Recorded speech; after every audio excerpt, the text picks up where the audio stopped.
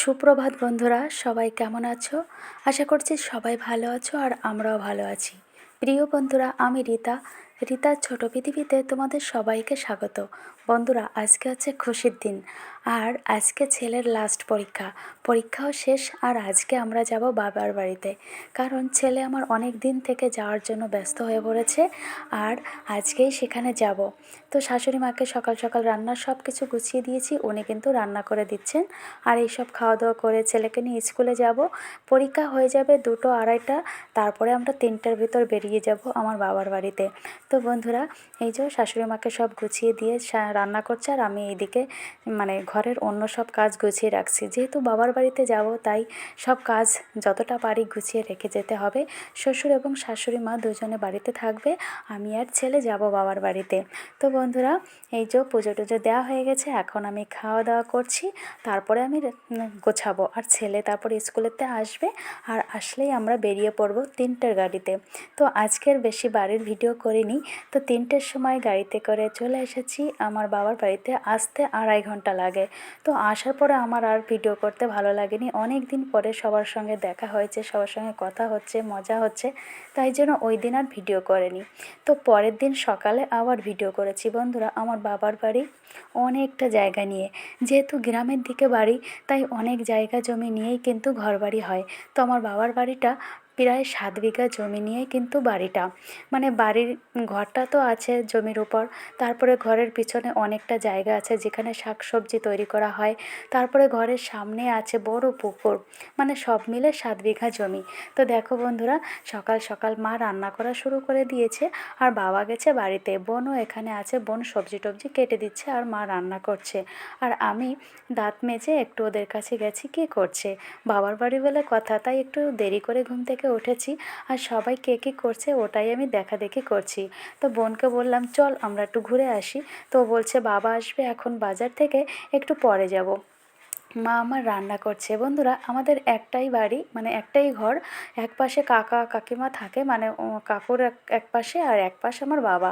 তো কাকুর পাশটা কালার করে নিয়েছে, বাবার কালার করেনি, নতুন করে আবার ঘর করেছে। দেখো বন্ধুরা, আমাদের ঘরের চারিপাশে রাস্তার পাশে কত গাছগাছালি, লাউ গাছে কত লাউ ধরেছে।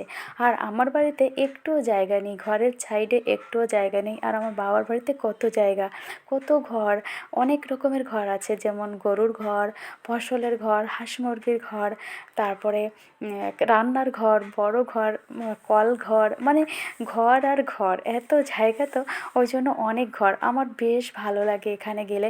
কিন্তু এখানে তো সব দিন থাকবো না, তাই না? কারণ আমার তো শ্বশুর বাড়িতে থাকতেই হবে, বরের যেখানে বাড়ি বরের বাড়িতেই তো থাকতে হবে।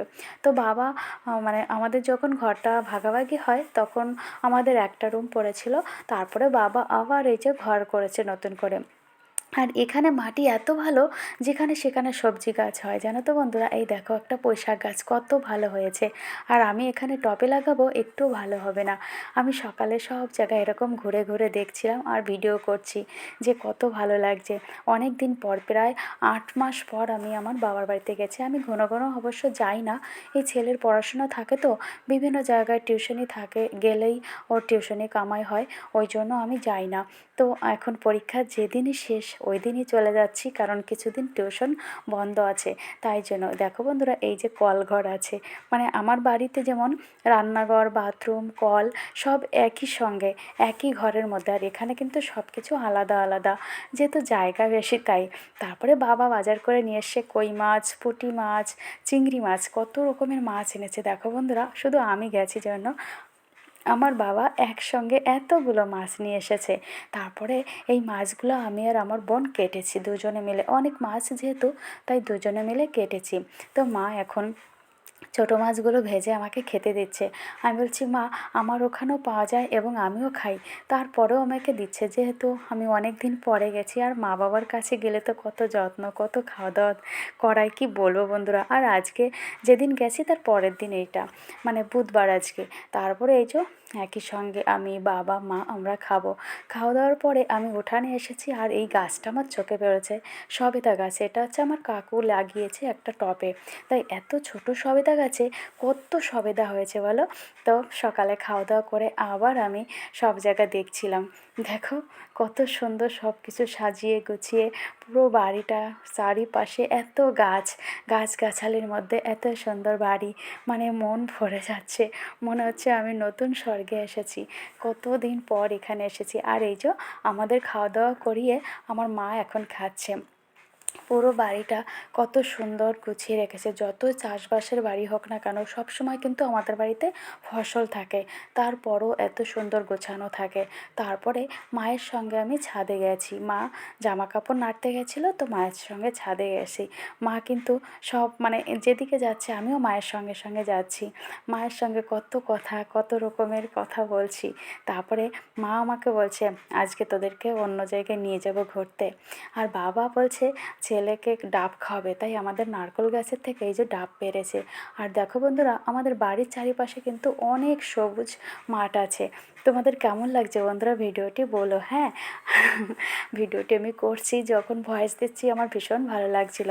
দুপুরে আবার বোন মাংস রান্না করেছে, সকালে মাছ ভাত হয়েছে, দুপুরে আবার মাংস করছে। আমার ছেলে মাংসটা বেশি পছন্দ করে, বোনের ছেলেও, তাই জন্য আবার মাংস রান্না করছে। এই যে দুপুরে আবার খাওয়া দাওয়া হচ্ছে। সকালে যে মাছ সবজি রান্না হয়েছিল সেগুলো কিন্তু ছিল, আর এই যে আবার দুপুরে মাংস, এগুলো খাওয়া দাওয়া হচ্ছে। খাওয়া দাওয়া করে তারপরে আমরা মাঠে গেছিলাম। বন্ধুরা, আমাদের অনেক জমিতে সর্ষে হয়েছে, মানে 3 জায়গায় 3টে জমিতে। তো সর্ষে দেখতে এসেছি মাঠের মধ্যে। এই যে মাঠের মধ্য দিয়েই কিন্তু হেঁটে হেঁটে যাচ্ছি।